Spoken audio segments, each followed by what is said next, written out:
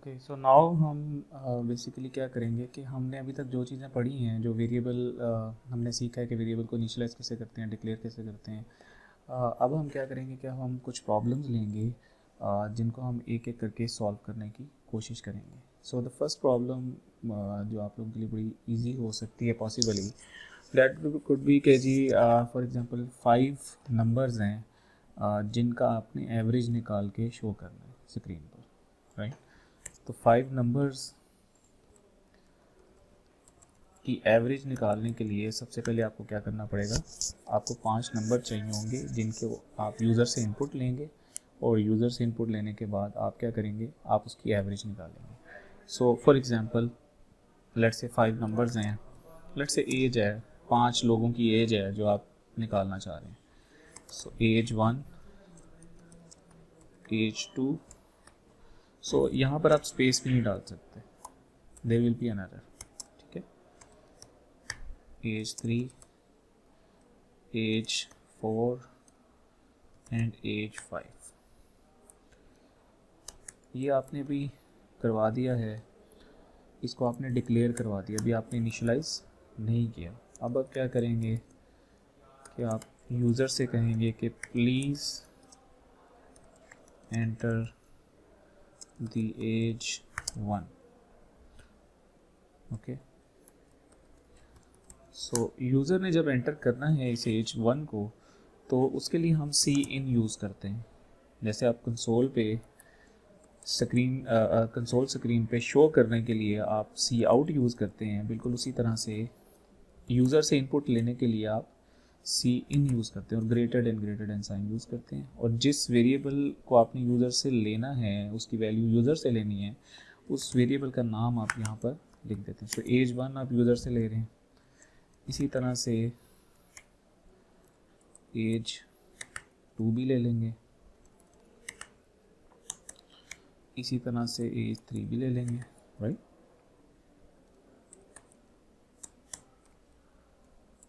As 4 और as 5।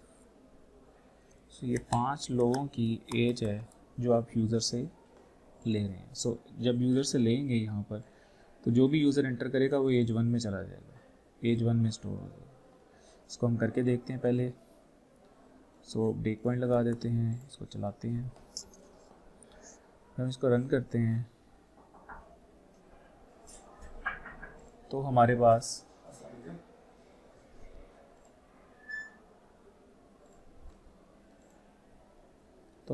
यहाँ पर प्लीज़ एंटर द एज 1 लिखा आएगा, जो कि सबसे पहली वाली लाइन थी।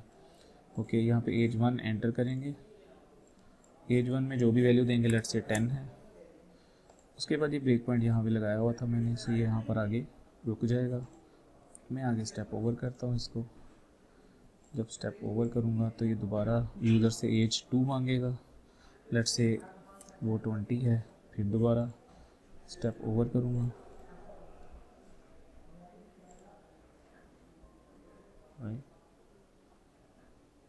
सो कोई चीज़ चेंज हुई है, ओके। जब हम इसको दोबारा स्टेप ओवर करेंगे, फिर दोबारा एज 4 मांगेगा। सो अभी अपने एज 3 नहीं दी,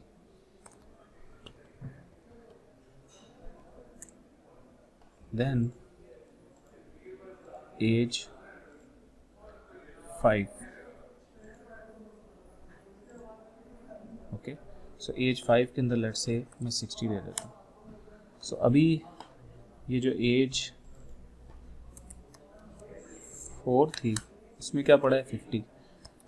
एज 3 में क्या पड़ा है, एज 3 में कुछ नहीं पड़ा हुआ। सो एज 3 में मैं वैसे स्टोर कर देता हूँ, let's say that is 20, right. अब ये जो भी वैल्यूज़ पड़ी हैं, आपने एवरेज का फार्मूला आपको पता होगा कि एवरेज का फार्मूला क्या होगा। ये जो 5 एजेस पड़ी हैं, इन सबको जमा करना है, और इन सबको जमा करके आपने 5 पे डिवाइड कर देना है, right. Total number of ages पे डिवाइड कर देना। सो डैट मीन्स कि आपको एक और वेरिएबल चाहिए होगा फ्लोट टाइप का, क्योंकि जब आप डिवाइड करोगे तो इशारिया में भी आंसर आ सकता है। सो एवरेज कैलकुलेट करने के लिए आपने एक नया वेरिएबल बनाया है। क्यों बनाया है, ताकि एवरेज जिसमें कैलकुलेट हो रही है उसमें भी तो कुछ ना कुछ स्टोर हो रहा हो ना।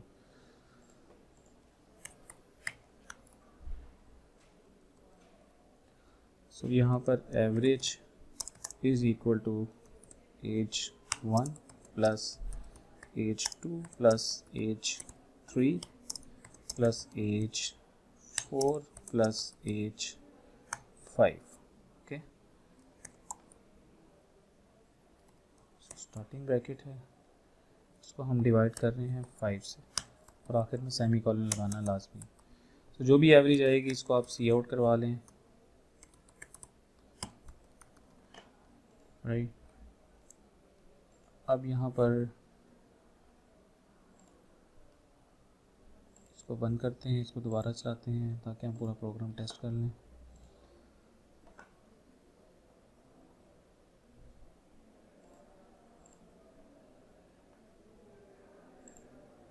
ओके, सो एज 1 में मैंने लेट्स से 10 पुट कर दिया, 20 पुट कर दिया, 30, 40 and 50।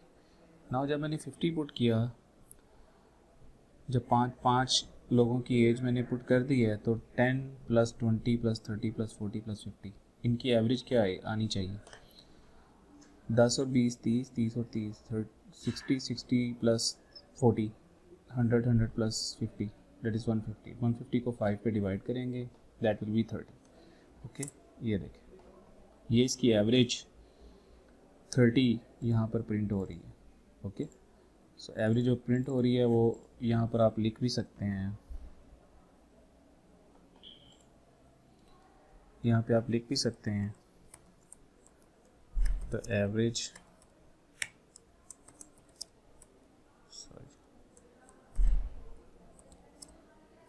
Average age is 30, right. So हर दफ़ा जब यूज़र वैल्यू देगा तो ये आपकी जो एवरेज एज कैलकुलेट होगी ये यहाँ पर प्रिंट हो जाएगी। ये बेसिक एक प्रॉब्लम थी जिसमें आपने क्या किया, आपने सीखा कि एवरेज किस तरह से कैलकुलेट करते हैं एजेस के अगेंस्ट। Simple problem. इसी तरह से और भी प्रॉब्लम स्टेटमेंट्स होंगी, आप आहिस्ता आहिस्ता देखना शुरू करेंगे तो आपको पता लगना शुरू होगा कि बहुत ज़्यादा मुश्किल प्रॉब्लम्स भी होती हैं, बहुत सारी इजी प्रॉब्लम्स भी होती हैं। अब मैं एक और प्रॉब्लम सॉल्व करूँगा, दैट प्रॉब्लम विल बी कि लेट्स से आपके पास एक सर्कल है, आपने उसका डायमीटर और उसका रेडियस एरिया फाइंड आउट करना है, right. So area find out करने के लिए फार्मूला क्या होता है, पाई आर स्क्वायर, और डायमीटर 2 पाई आर। सो दोनों में आपको एक चीज़ कॉमन दिख रही होगी कि इनपुट में आपको क्या चाहिए होगा। सो सर्कल का रेडियस, सर्कल का एरिया फाइंड आउट करने के लिए आपको रेडियस रिक्वायर्ड होगा। सो यूज़र से आप सबसे पहले तो एक वेरिएबल इनिशियलाइज करवाएंगे रेडियस के नाम से, और फिर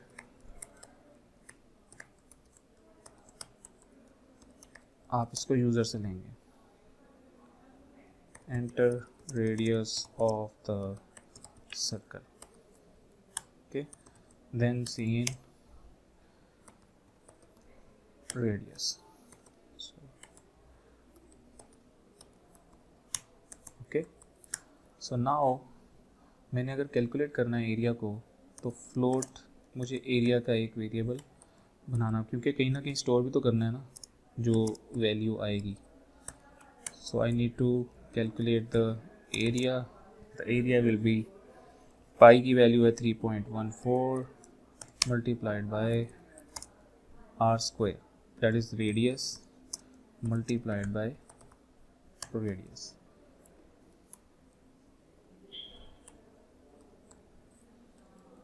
राइट। सो यहाँ पर भी चेंज कर देते हैं रेडियस। ये मैच करना चाहिए वेरिएबल का जो नाम है। इसको इजी तरीका ये होता है लिखने का कि आप इसको ख़त्म करें, यहाँ से कॉपी करें, यहाँ पे इस तरह से पेस्ट कर दें, राइट। इसी तरह से फिर दोबारा मल्टीप्लाई करें, फिर पेस्ट कर दें। सो इससे क्या होगा कि स्पेल का मसला नहीं आएगा, स्पेल का कहीं पे एरर नहीं आएगा। ओके, यहाँ पे आप सी आउट कर दें एरिया को, let's say the area of circle is,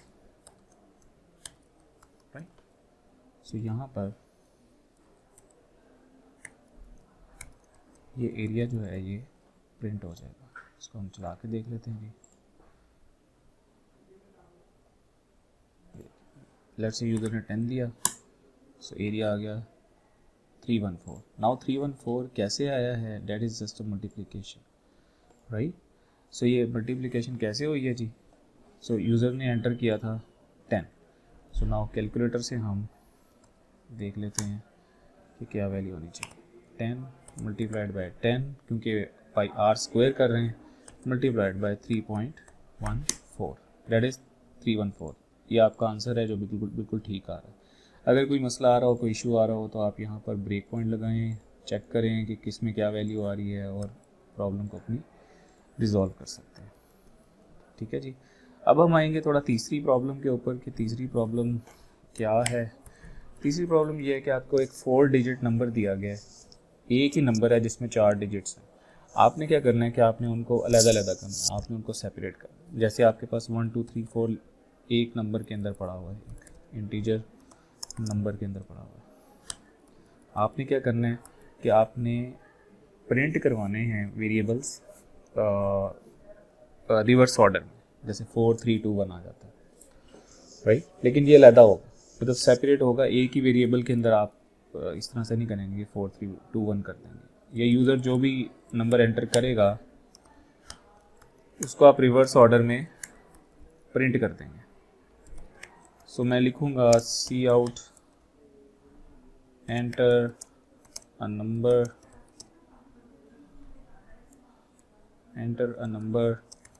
which need a reversal, let's say, right. यहाँ पे आप सीन जब करेंगे तो आप नंबर यूज़र से ले लेंगे। लेट्स से यूज़र ने एंटर किया 4 3 2 1, तो आपने कोई प्रोसेसिंग इस तरह से करनी है, कोई अरिथमेटिक इस तरह से परफॉर्म करना है जिसकी वजह से नंबर जो सा है वो रिवर्स हालत में प्रिंट हो जाए। और रिवर्स हालत में इस तरह से प्रिंट ना हो कि एक ही नंबर आपका प्रिंट हो रहा हो, आप हर डिजिट को अलग अलग प्रिंट कर रहे होंगे और दरमियान में स्पेस आए। ठीक है जी, प्रॉब्लम ये है। सो हम क्या करेंगे कि हम सबसे पहले वो जो अलग करना है हमने नंबर को, हर डिजिट को अलग अलग करना है उस नंबर के, हम उसको अलग करने के लिए हमें ये करना पड़ेगा कि एक डिजिट अपने पास रखना पड़ेगा, राइट। सो लेट्स से हम इनिशियलाइज नहीं करवा भी लें तो कोई इशू नहीं आएगा। ये डिजिट जो सा है इसमें हम क्या करेंगे कि ये नंबर रिमाइंडर वे 10 करते हैं। रिमाइंडर 10 करने का क्या मतलब है जी, रिमाइंडर 10 करने का मतलब ये है कि अगर 1 2 3 4 है नंबर में, राइट, तो जो सबसे आखिर वाला है 4 वो इस डिजिट के अंदर आ जाएगा। सो फॉर एग्जांपल हम यहाँ पे देख लेते हैं, इसका यहाँ पे ब्रेक पॉइंट लगा के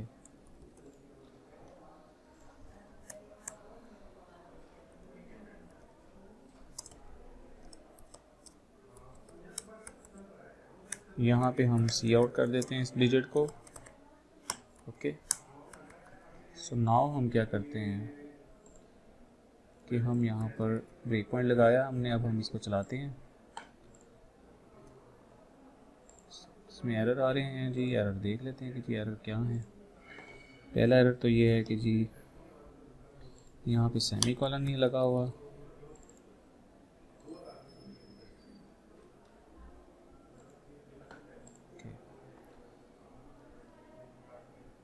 सो enter a number which needs a reversal, मैं लिखूँगा 1 2 3 4। जब मैं 1 2 3 4 लिखूँगा तो यहाँ पर मैंने ब्रेक पॉइंट लगाया हुआ था, तो नंबर में मेरे पास 1 2 3 4 आ गया। अब मैं इसका मोड लूँगा 1 2 3 4 का 10 के साथ। जब मैं इसका 10 के साथ मोड लूँगा ना तो डिजिट में मेरे पास 4 आ जाएगा, क्योंकि सबसे आखिरी जो नंबर था डेट वाज 4। तो मैं इसको प्रिंट कर दूँगा, राइट। जब मैं इसको प्रिंट करूँगा तो ये यहाँ पर कंसोल पे 4 आ जाएगा लिखा हुआ। मैं इस 4 के साथ ही मैं स्पेस भी डाल सकता हूँ। और उसके बाद जब मैं नंबर को 10 पे डिवाइड करूँगा और दोबारा नंबर में स्टोर करूँगा तो इसका क्या मतलब होगा, इसका मतलब ये होगा कि फॉर एग्जांपल 1 2 3 4 है, इसको आप 10 पे डिवाइड करें तो डेट इज़ 1 2 3, दैट मीन्स के जो लास्ट 3 डिजिट्स थे वो नंबर में चले जाएंगे अब, क्योंकि वो इंटीजर है, वो फ्लोट नहीं है, इसलिए इशारिया 4 इग्नोर हो जाएगा, ठीक है। सो 1 2 3 चला जाएगा नंबर में। सो ये जा रहा है या नहीं जा रहा ये हम देख लेते हैं, हम स्टेप ओवर करेंगे और नंबर में देखेंगे तो आप देख सकते हैं कि ये डिवाइड करने के बाद 1 2 3 चला गया और डिजिट में 4 चला गया। सो हम बिल्कुल ठीक जा रहे हैं कि हमने एक डिजिट, एक नंबर लिया, इस नंबर को यूज़र से लिया, इस नंबर को यूज़र लेने के बाद हमने 10 से इसका रिमाइंडर लिया ताकि हमारे पास डिजिट, आखिरी वाला डिजिट आ जाए। हमने उसको प्रिंट किया और उसके बाद हम यहाँ पर स्पेस भी लगा देंगे। देन अगेन हम फिर दोबारा यही प्रोसेस करेंगे।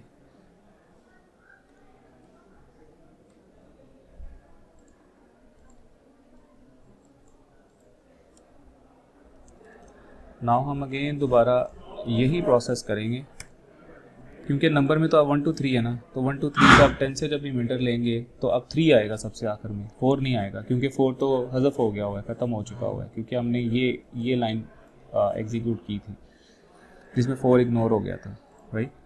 सो 3 प्रिंट हो जाएगा, 3 प्रिंट होने के बाद 1 2 आ जाएगा नंबर में, यहाँ पर इस जगह पर अभी 1 2 3 है, अभी इसको हम जब चलाएँगे तो 1 2 आ जाएगा।